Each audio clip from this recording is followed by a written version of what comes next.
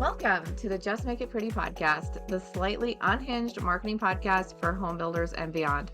I'm your host, Sarah Haynes, also known as the Pixel Wizard, and my goal is to tackle the tough stuff that goes in behind the scenes in marketing and offer actionable tips, creative insights, and a little bit of humor to spark some creativity. I'm so glad you're here. Now let's get started. Hey, everybody. Welcome back to the Just Make It Pretty podcast. Today, we are talking about how all of you builders can stand out in a sea of homes. And I have a very special guest, one of my favorite people in the building industry, Marisa Kennerson here. She is the National Account Director at Realtor.com New Construction. And she is an absolute expert at making your listings the very best that they can be and helping builders stand out. So, Marisa, thank you for being here. Thanks, Sarah. I'm so excited to be here. I am so excited to have you. And I feel like this topic is going to be really interesting because listings are just an afterthought for a lot of people. So I think dedicating an entire episode to this is going to be a really interesting conversation. So I can't wait to jump right in.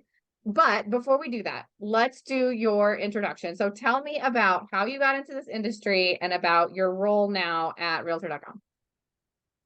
Oh gosh, about 1.5 million years ago. I've been in this industry my entire career. I started in 1999 working for a large Florida developer, and I was there for 15 years. I learned a ton of experience on development, HOAs, new construction, just a ton of good not permits, land development, all that stuff.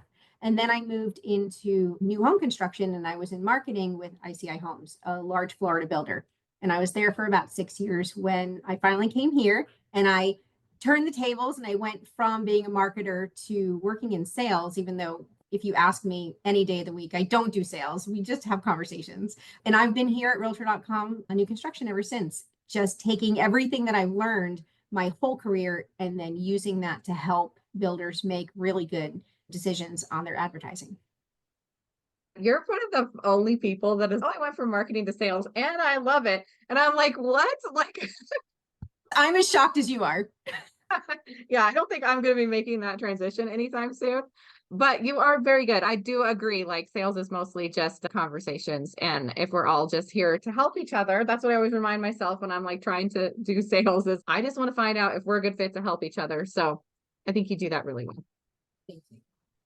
So let's talk about listings. I guess the best place to start is let's break down what the problem is here. Like, why do you think that listings are an afterthought? Or maybe I'm wrong. What do you think that they are an afterthought? So break it down for me from your perspective. Sure.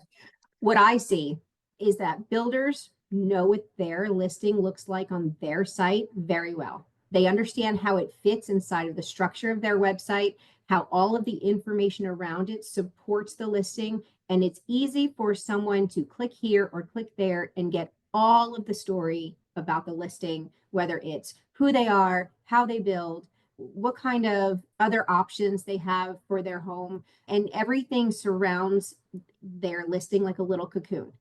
But now you have to pluck it off of that website and drop it onto a site like Realtor.com or any third-party aggregate site. And it has to be able to stand alone. It has to be able to convey the message, why choose me, in a sea of all of the other homes, new construction and resale that are available in a market. Yeah, no, that's definitely true. Because as someone who's like built websites before, it's like you put so much thought into this whole experience that this person's going to have. And there's a lot of information and the listings either don't have all that functionality or it's just, I've already done it. We really want them on our site. So we'll just, turn a blind eye to everything else. And you said it perfectly because the people who build sites, like your company, right? You build a site not with the forethought of it being taken apart and one piece of it being moved onto somebody else's site and having it have everything that someone needs to make a decision. So that is a form over function kind of piece that many builders have to grapple with as they give us their data and how it pulls over. Yeah, for sure. And I feel, the industry is always changing and, how people are searching is always changing. And so as companies, we need to be innovating all of the time. And I feel like part of that is listings and how buyers are interacting with them differently now. So What kind of changes have you seen on that side of things that is influencing this? People search online first.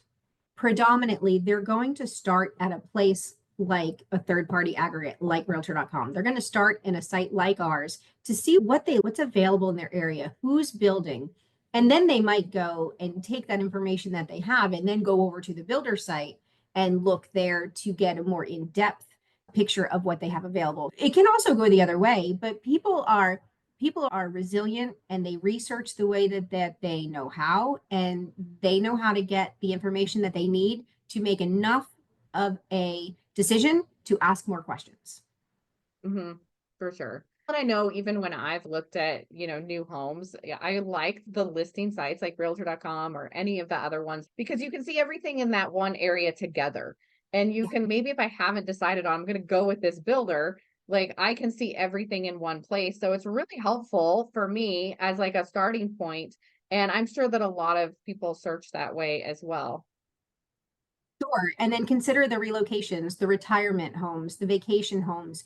They're not from an area. So you can I live in Florida. Take Florida, for instance. If somebody's going to move from the Northeast to Florida, they may know if they want to be on the side with the Atlantic Ocean or if the side of the Gulf of Mexico. They may know if they don't want to be at the very bottom of the state or if they don't want to be at the very top of the state. They pretty much know the large swath that they want to be in. But do they know the difference between this town and this city or this county and this county? Not really. So when they go to the aggregate sites like realtor.com, they can search and see everything that's available, and it's their starting point. It is where they start to get their inspiration. What's available? What does the land look like? What are the prices in this city as opposed to this city? Yeah. No, it's so helpful for that as like searching. Even sometimes, I've bought homes in the area that I do live in, and it's like you still just want to see everything that's available rather than being so focused in before you've decided if you have a builder. From what you're saying, I feel like what I hear is these listings basically should be treated like their own mini website, each little one of them. Is that accurate? I think when you think about it that way, it feels insurmountable. So it almost feels like, but it's just enough information that people can make a decision that yes, this is the house that I want to see on Saturday. You could look through realtor.com in a market and you could find 100 homes that fit your profile, but you're not going to go see 100 houses on Saturday. You're going to see five. So of those 100, which ones check all the boxes that are so important to you? And if you give them the information to make that choice, you could be one of the five. If you don't give them the information, it's really hard for them to say, that's the home that I want more information on when they have no idea if their family fits in that kitchen. Yeah. No, that's true. And I don't want to like overcomplicate it. So, what would be like the core things that you need? Like your non-negotiables, every listing needs to have this. What is it? You'd be surprised. Price, Price. whether it's floor plan or spec, you need to have your price because a photo is not going to realistically tell someone, especially out of market, that relocation, for instance, if that is a $200,000 home, a $600,000 home, or an $800,000 home. There's really no way to know without that base price. Photos. There needs to be enough photos to intelligently answer those questions. Consumers want to know three things. They want to know if it's a 1 story or a 2 story. Does my family fit in that kitchen? And does my stuff fit in that bedroom? And those are the three questions that they ask after the important things that I can't help with.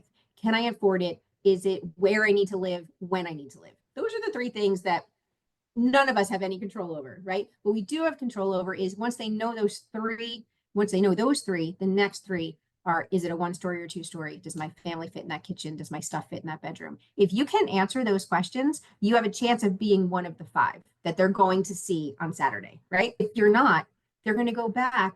There are 2,000 homes available in any given market at any given time. They're just going to go find one that checks all their boxes. Yeah. The good news is most builders know all of those specs about their homes. So you just have to go fill it out. I think pictures is probably the hardest one for some, if you haven't built this home before or something like that. So in those cases, renderings and things like that, does that work?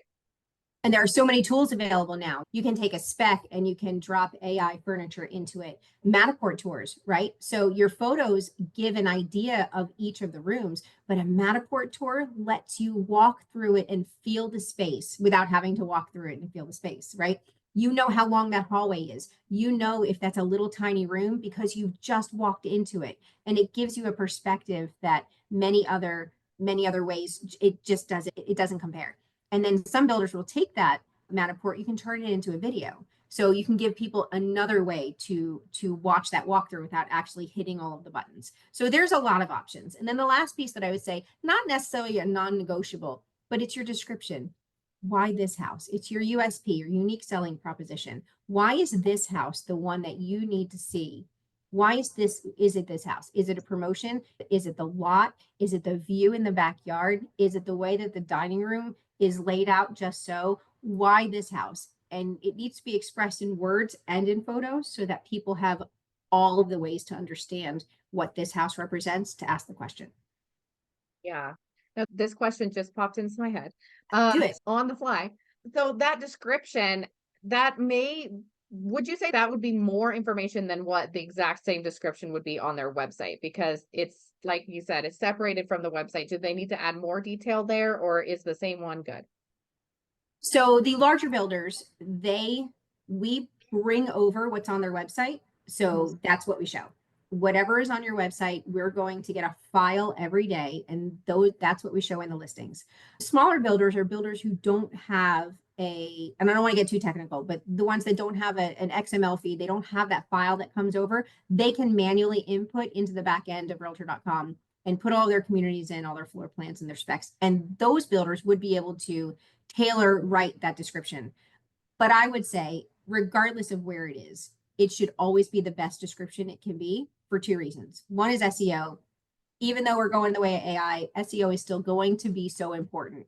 And the other, at least on our site, is that we are going to take that description that some people will read, but a lot of people won't. And we're going to bubble up to the top the most important features. And we're going to show them as little bubbles on top of the description. So you don't have to read the whole thing, but you're going to see quartz countertops. You're going to see walk-in closet. You're going to see dog park or great schools. You're going to see all of those USPs, those absolute reasons why this is the house you should choose, bubble all the way up to the top. So it's easy to see. Yeah. Yeah, no, I love that automatic feed, but it's still, I've seen builders, they have that, and then you don't even have the description on your site. So where do you think it's going to come from? So yes, I definitely think that content is so important. And it's especially like you said, for the search engines and AI, it's still looking at the same information. Having that is just best practice, regardless if it's, pushing anywhere or not. So definitely do that, you guys, if you don't have that on your website. What other things do you feel like builders might miss when they're creating these listings, or do you feel like we've covered it all? Promotions, incentives. Right now, so we're in a tough market in a lot of places, but babies still happen, jobs still happen, people still need to move and they want to move. And I think what we're seeing is that they're just looking to make sure that the move they're making is the best choice they can make with the information that they have. So when builders pass their promotions, we are now passing them along in the listing. So it will say flex cash, and then the pop-up will say exactly what their offer is: $20,000 flex cash to use towards X, Y, and Z. Or it'll be a rate buy down, or it'll be an appliance package, whatever their incentive is. Pushing that over gives the consumer the full picture of what's available, not just for that listing, but all the listings around them. And depending on when your subscribers watching this, right now we're in September 25 and we are in our days of deals. So it's like a nationwide event at realtor.com. We promote all of our builders' promotions and their incentives, and we put them at the forefront of realtor.com. And we bring that along with a ton of education and trying to get the consumer to understand that promotions are a real thing. Here's what they look like in plain language. It is something that resales don't give you. Resales don't have promotions. They don't have cash at closing. They don't have $20,000 flex cash, and it helps make the decision that this house is affordable. And sometimes it's even more affordable or a better option than a resale. And we're just trying to level that playing field and make it easy for people to understand. Yeah. Yeah, the incentive thing is interesting because I think in a lot of ways we've trained buyers to look for them And if they don't see it, they're like, oh, that's weird, like red flag. So having them on there, I know there's a ton of different schools of thought on whether or not to use promotions or not. But I do think that, buyers are looking, and especially on those sites when they're like got a sea of homes and everyone's got a promotion and you don't, you're going to stand out against them. Yeah, we are trying to not be part of the problem, but be part of the solution. As long as people are looking for incentives and promotions, we want to be able to predominantly show them so that they're easy to see and easy to find. Yeah, for sure, for sure. So now, what are some like ways that you can use the data? Because I know that realtor.com and a lot of the listing sites give you a lot of data about your listings, their performance, all of that. How can you actually use that to improve your strategy? That's a great question. I have two separate answers for you. One is a brand new feature that we've released it's been a couple months now. It's called Content Quality Report. And every month, our builders receive a file, and there is a line item for every community, every plan, and every spec. And then there are a list of columns: character count for descriptions, image count. Are you sending us the geocodes or the lat logs? Are you sending a promotion? What is the square footage? And it is an easy, among a bunch of other pieces, and it gives the receiver, the builder, an easy 2-minute exercise every month to look and see where the holes are.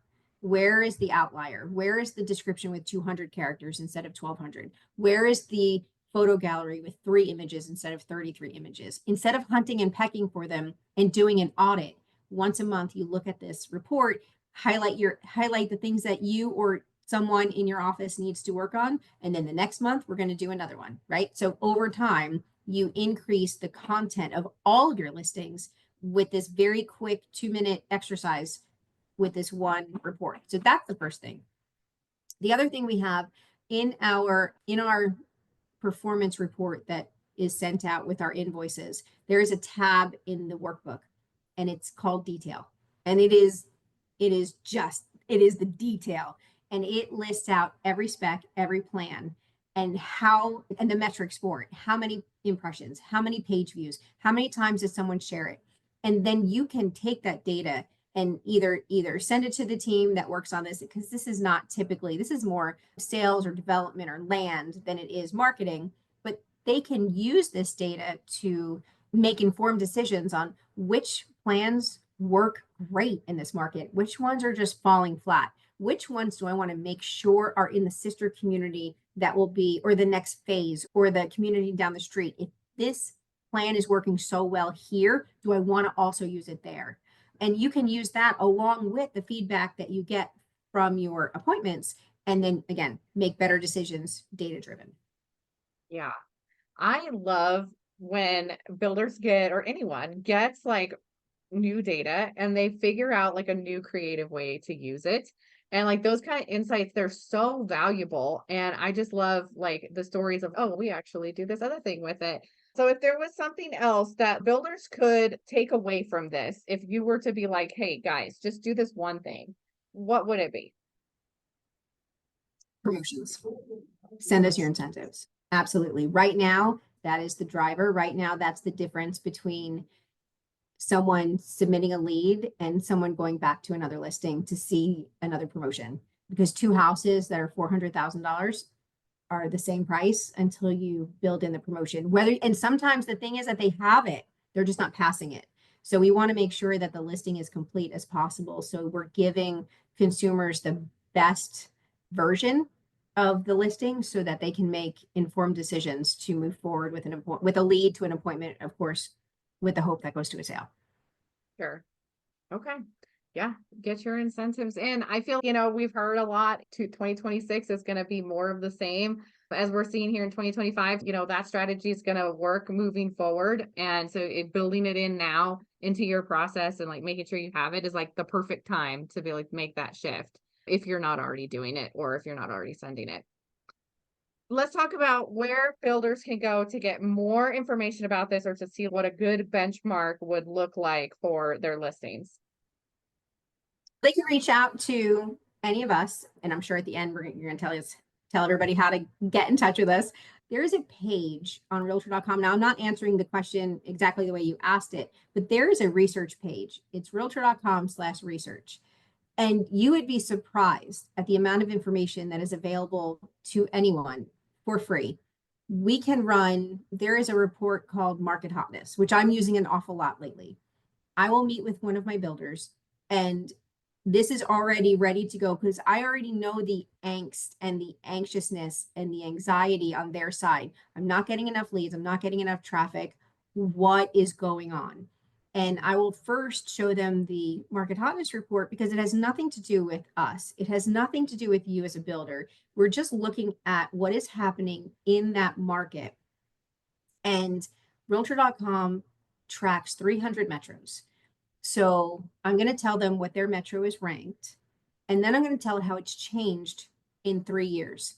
And if today on the 300 that we track, if today you are at 280, but 3 years ago you were at 58, you are selling in a very different market than you were in when you bought the land that you are now selling, right? So it is a completely different landscape. And sometimes people just need to see it at that macro level and say, oh, it's not us, it's not you. This is just what's happening here right now. It also tells you median days on market and how that has changed since last year. So it could be 58 days. Days on market is 58 days, which is 20% slower than this time last year. That one sentence gives you so much information that you can take back and say, okay, knowing this, now let's make our objectives. Now let's make our campaigns, because we know it's going to be slower because it's not us. It is just the land and where we are right now. And having that kind of information is very empowering, and it is very solution oriented. So that hotness report is one. There's also a cross market report in there that can show somebody where are people located in the whole United States. Where are they located when they are searching for homes in your market? That answers a lot of questions, right?